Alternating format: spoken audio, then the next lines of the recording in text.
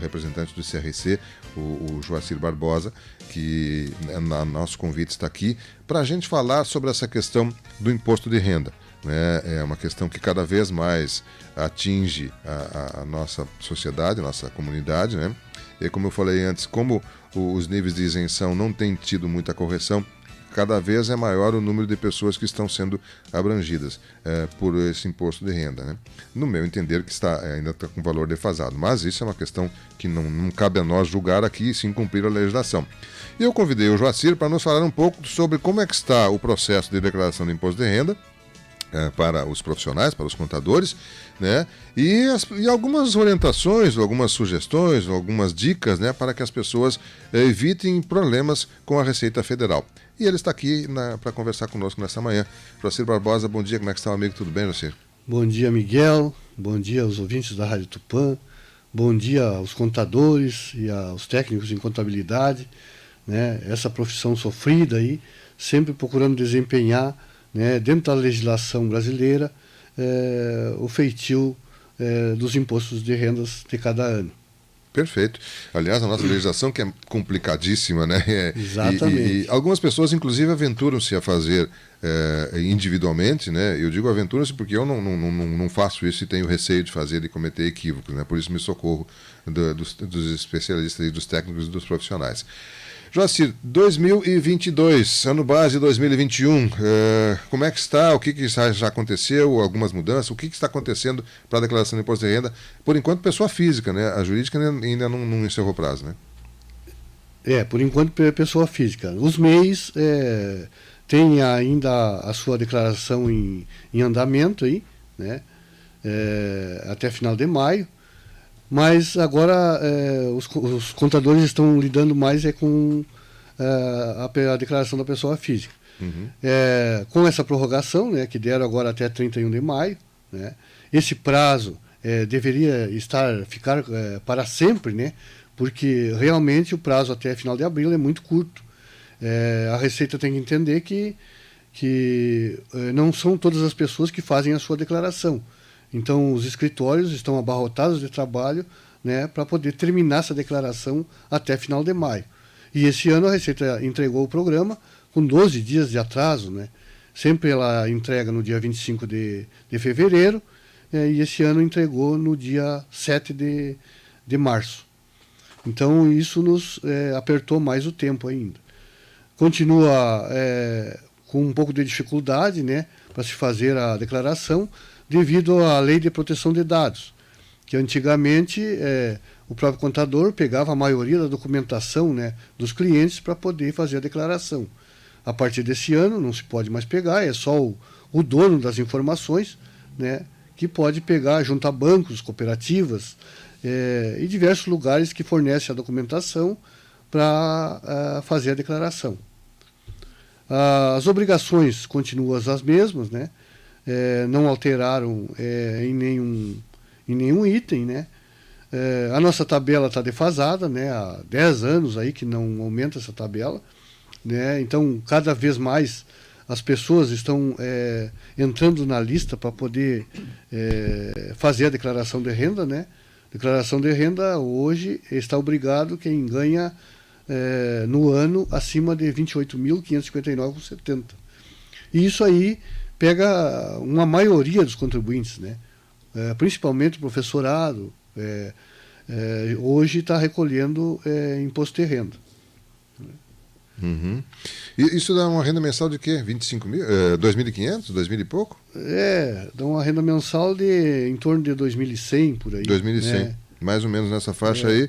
As mais pessoas... o 13º, então vai alcançar esse valor. Sim, perfeito. Quer dizer, quem tem essa renda já é obrigado a fazer a declaração.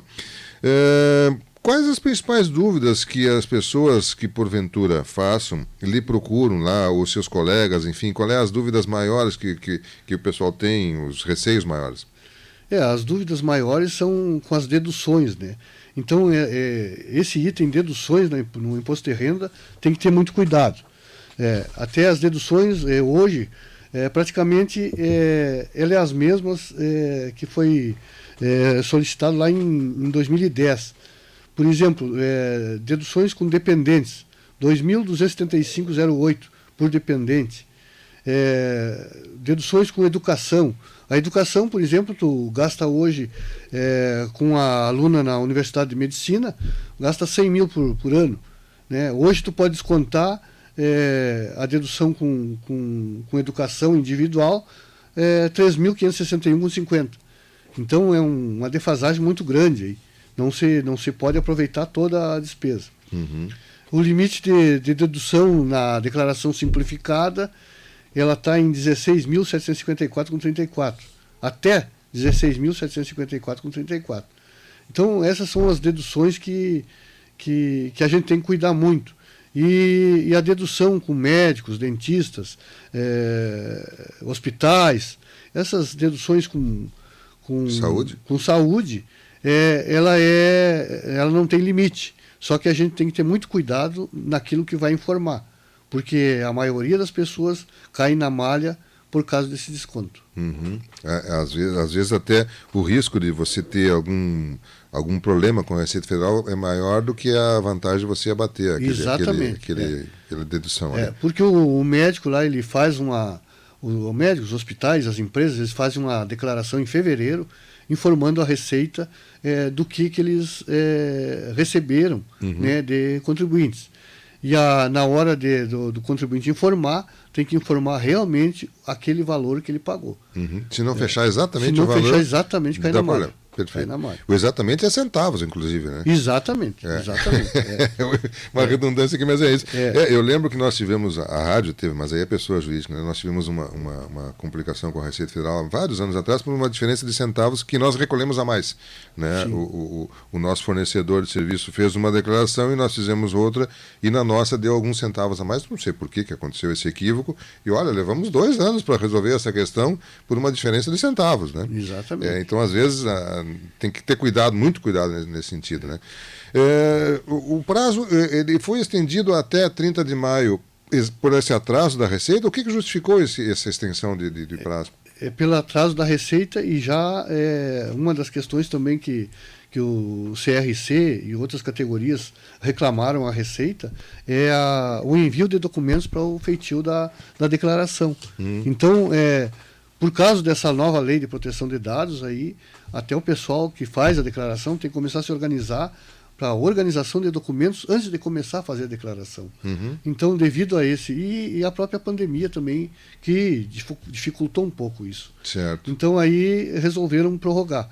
Mas essa data aí de 31 de maio, eu acho que é uma data que a Receita tem que adotar, né, para todos os anos, para não ficar sempre a gente tentando e sabendo que vai prorrogar, né? Fica esperando. Então não, tem esse prazo. E o prazo de liberação de programa do imposto de renda também pode ser lá. A Receita pode largar esse programa lá em janeiro, em fevereiro, né? Começo de fevereiro, porque aí vai se organizando, claro, né, durante todo esse tempo. Não apertar demais esse programa. Então a Receita tem que entender esse lado do contribuinte e dos profissionais que fazem a declaração de renda. Né? Perfeito. Eu lembro de alguns anos, Joacir, que a gente comentava muito a possibilidade das pessoas doarem parcela do que elas vão recolher para a Receita, para o governo federal, em entidades aqui de Tupuaciretã. Isso não altera em nenhum momento o valor que a pessoa vai ter que pagar de taxa, né? Mas ela faz com que alguns recursos possam ficar aqui em Tupuaciretã, ao invés de ir até a União para depois tentar se retornar esse valor. Isso ainda funciona? É possível? Funciona, sim. A doação, antes do feitio da declaração de renda, ela tem poucas pessoas têm usado esse tipo de doação, até porque ela não sabe, né, durante o ano, o quanto de imposto ela vai pagar, né?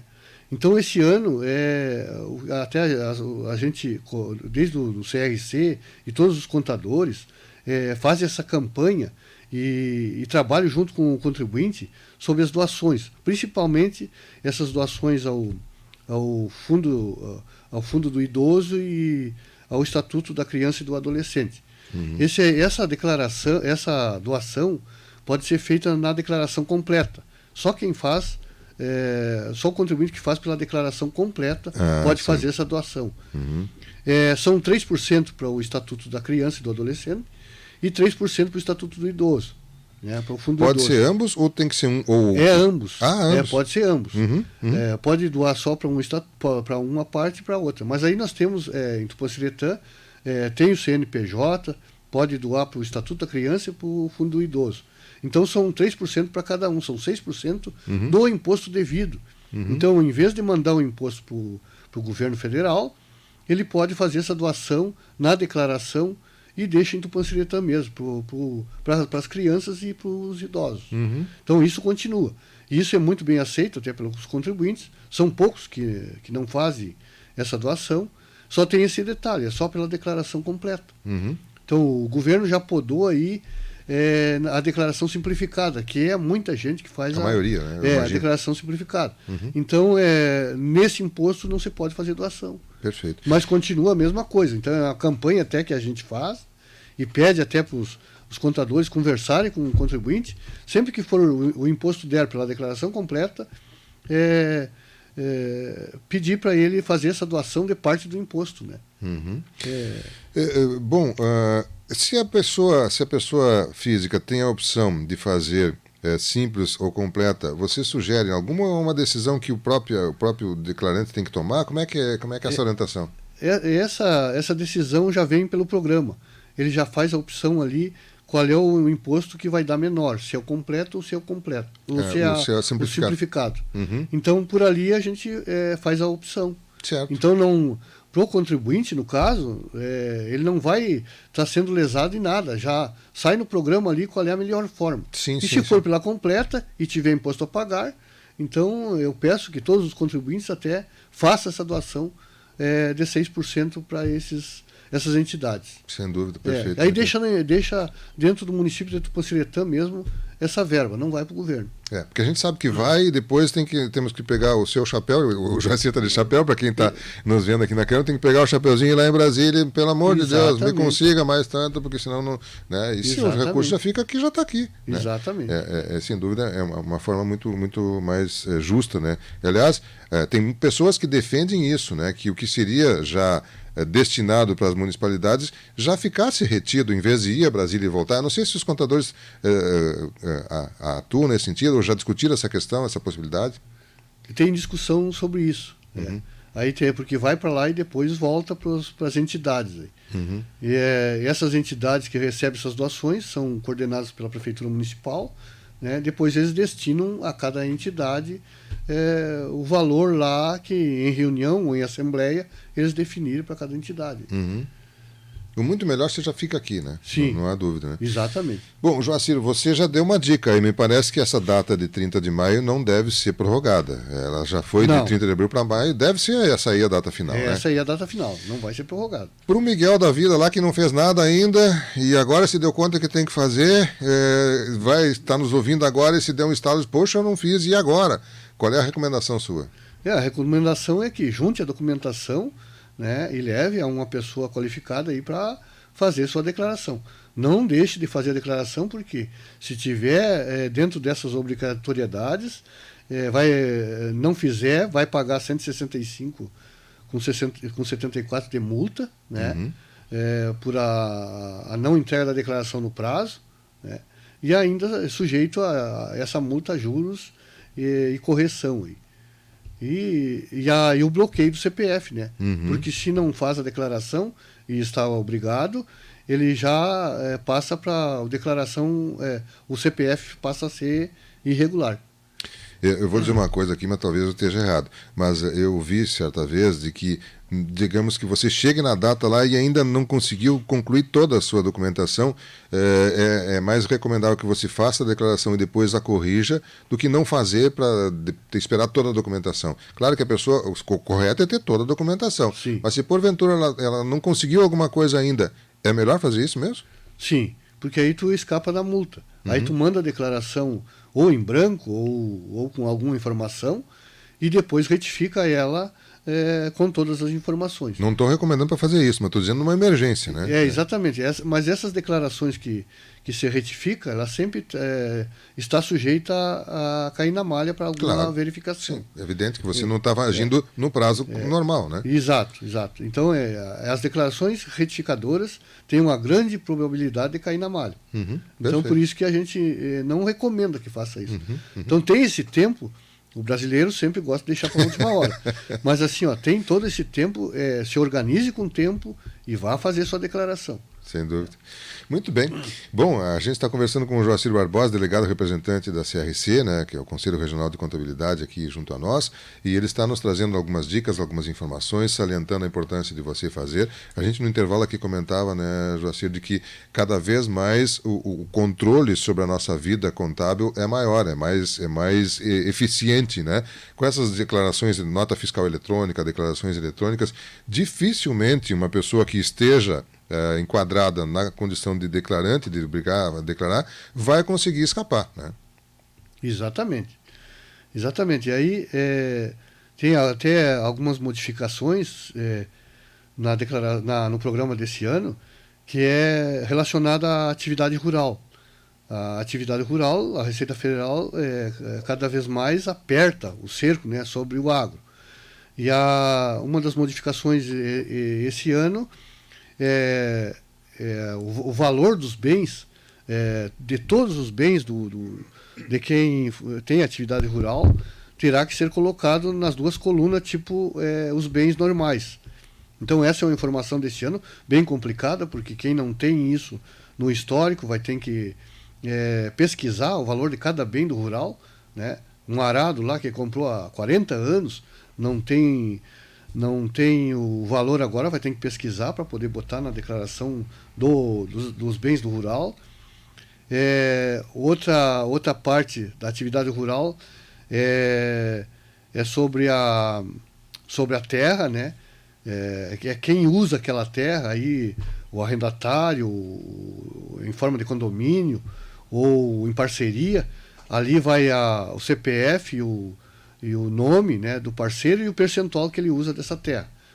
Isso aí já é para a Receita ter uma informação para mais tarde quem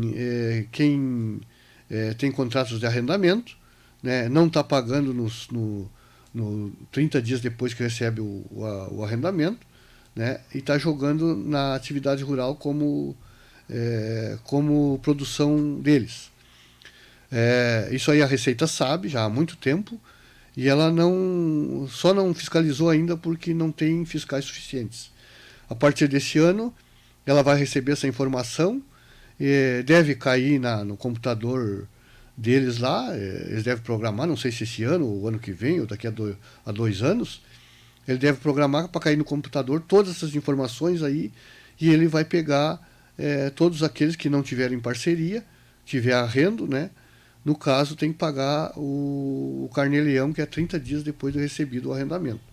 Essa informação está a partir desse ano já na declaração, então muito cuidado nessas informações desse ano. Perfeito. A partir desse ano é que eles vão começar a fiscalizar mesmo. Com mais intensidade. A Nelly Souza está perguntando, fez uma pergunta interessante. Bom dia, Miguel. Pensionista do INSS, precisa declarar imposto de renda? Se ele estiver ganhando acima de 28.559, ele é obrigado a declarar, mesmo que aquela fonte de renda seja toda isenta. Ele cai ele está isento de pagar imposto, mas não está isento de declarar a informação. Perfeito. Quer dizer, mesmo a pessoa estando na condição de isento, tem que declarar, né? Muito bem. Bom, nós estamos conversando com o Joacir Barbosa, delegado representante da CRC, a quem eu agradeço pela gentileza de atender o nosso convite, e num momento inadequado dele vir até aqui, né? Como o Joacir próprio colocou, os escritórios de contabilidade, e ele tem o seu escritório de contabilidade lá, a família dele ali, e é um escritório grande, com muita atividade, né? Com certeza, esse momento, ele está abarrotado de serviço lá. Mas ele destinou alguns minutos aqui para a nossa audiência, para você que está nos acompanhando, veio pessoalmente aqui aos estúdios, no intuito de dar essa orientação a você, contribuinte, a você, declarante, né, e quem sabe até alguns técnicos que estejam nos acompanhando nesse momento. E é claro que a gente, em nome deles, agradece, Joacir, pela sua disponibilidade, com a certeza de que, se houver necessidade, estaremos em outros momentos conversando com você. Mas eu vou deixar o microfone à sua disposição, porque talvez você queira comentar algum aspecto aspecto que a gente não tem ainda trazido, de repente reforçar algum outro aspecto, ou se não, as suas despedidas aí, espero que momentâneas e que em outros momentos possamos tê-lo aqui junto conosco. Joacir, mais algum detalhe, por favor? Exato, Miguel. Aí os lotes de restituição continuam os mesmos, né? De maio até setembro, sempre no último dia do mês, né? Vai acontecer os lotes. A novidade esse ano, tu pode pagar o imposto com Pix ou receber com Pix também, desde que tu coloque o CPF lá para receber o teu imposto, a restituição através do CPF. Então pode pagar com... Aí continua as outras opções também. Pagar com Pix, pelo DARF, ou débito em conta, que agora já se extinguiu o débito em conta porque era até 10 de maio. Alguns lembretes aqui, que é os motivos que mais caem na malha, as declarações. Né? 46% das declarações são rendimentos sujeitos ao ajuste anual, né? De titulares ou de dependentes aí na hora de informar na declaração. Cuidado com isso. 26% que caem na malha são as deduções da base de cálculo. A principal dedução aí são as despesas médicas. 21% são divergências do valor do imposto retido na fonte. Colocar o valor a mais ou querer ajeitar para receber restituição maior, esses é uma das causas que cai na malha também. E 7% de deduções do imposto devido. São esses processos aí que a maioria das pessoas tem processo contra as firmas, né? Banrisul, Banco do Brasil, ou entidades públicas aí. Então, vem esses processos, o pessoal ganha esses valores aí e não declara, ou então declara errado. Muito cuidado nessas declarações dos rendimentos acumulados aí. E ali na quantidade de meses que as pessoas declaram, dá divergência nos meses, já cai na malha. Então, o pessoal cuidar muito, né, nesse item aí. E também avisar os contadores e técnicos de contabilidade que ontem a Receita Federal prorrogou, né, o ECD e o ECF, a escrituração contábil digital e a escrituração contábil fiscal, que era para 31 de maio e 30 de junho, essas duas declarações, né? O ECD era 31 de maio e o ECF era 30 de junho, foi prorrogado para 30 de junho e 30 de julho, respectivamente. Então, nos deu uma folga um pouquinho maior aí para fazer essas declarações, que são de empresas, né? Então, Miguel, eu agradeço aí o tempo aí cedido por ti aí para nós fazer essas informações aí. Sempre essa informação chega ao contribuinte porque ele assiste, né? Ele aprecia a Rádio Tupã aí. Então, nessas horas aí ele fica sabendo das obrigações. Está quase findando, mas ainda temos aí 2 semanas, né, para fazer esse trabalho para todos os contribuintes aí da Receita Federal. O nosso ouvinte aqui está perguntando, ele ganha 2.100 por mês, tem que declarar imposto de renda. Eu fiz uma conta rápida aqui, se ele ganha 2.100 por mês e tem 13º, ele vai a 27 mil e uns quebrados, né? Tem mais as férias, aquele percentual de férias, é um terço, não? É um terço, né? Que dariam mais R$500, então ele vai praticamente aos 28 mil. Está no limite ali, assim, né? Tem que ver bem certinho, se é isso aí mesmo, se não é 2.180 e alguma coisa lá, enfim, a pessoa tem que somar e o que ela ganha com o 13º, com as férias, né? Todas essas questões não chegam a 28.559,70, que é esse valor. Né? Se chegar nesse valor, a partir daí tem que declarar. Tá, obrigado. Mas o contribuinte tem que ver as outras questões também, que tem outras questões que obrigam ele a fazer. Por exemplo, ele não ganha até 28.559, mas ele tem atividade rural, né, e tem um faturamento acima de 142.798,50. Aí ele pode não ganhar lá no salário dele mensal, mas ele está obrigado por esse outro setor. Também assim, tem rendimentos isentos, por exemplo, rendimento de poupança. Ele não chegou lá nos 28 mil, mas ele tem rendimento de poupança acima de R$40 mil no ano. Ele vai estar obrigado também a fazer declaração. ele vendeu um imóvel, por exemplo, vendeu um imóvel, a sua casa, né? Pode ser o único bem. É o único bem dele, mas é acima de 400 mil reais.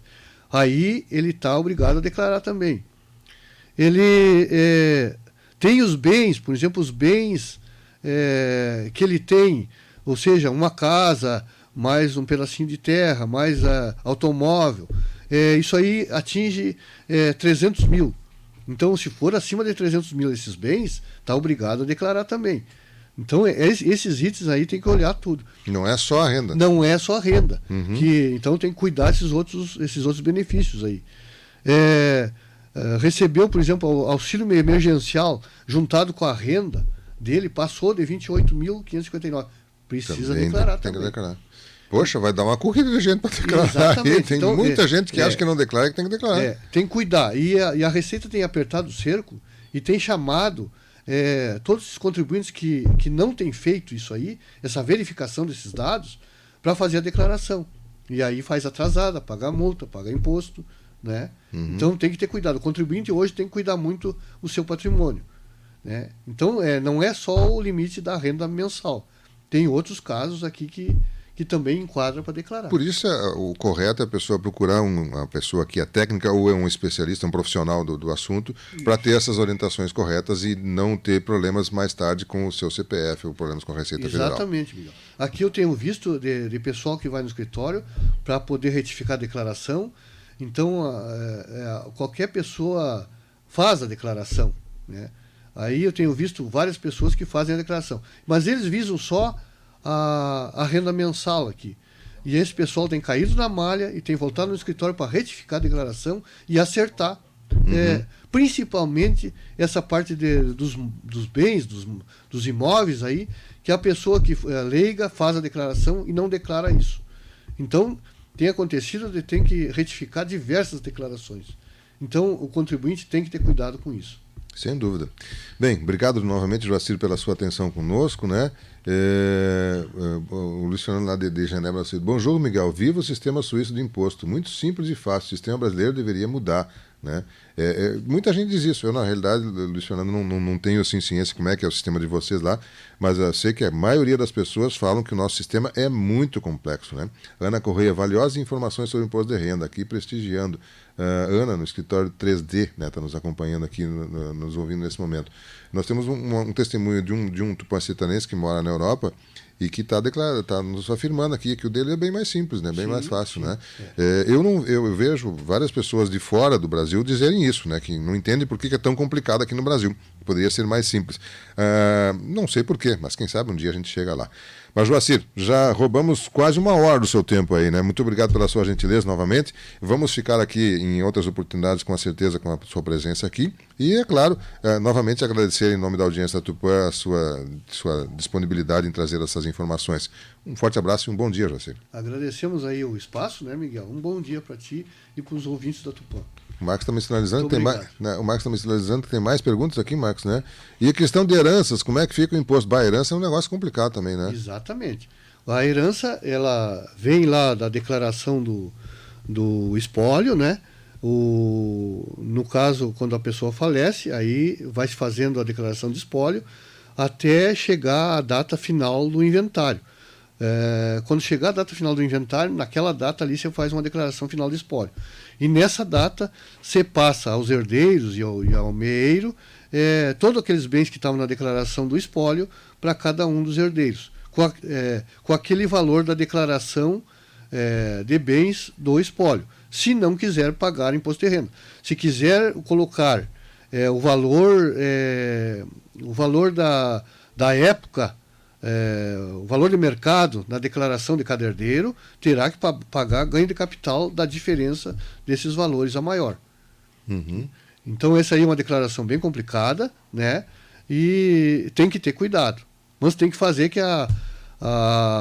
quando sai a decisão do final das partilhas ali, a Receita Federal já está recebendo isso aí. Então ela tem tudo em mãos já. Ok.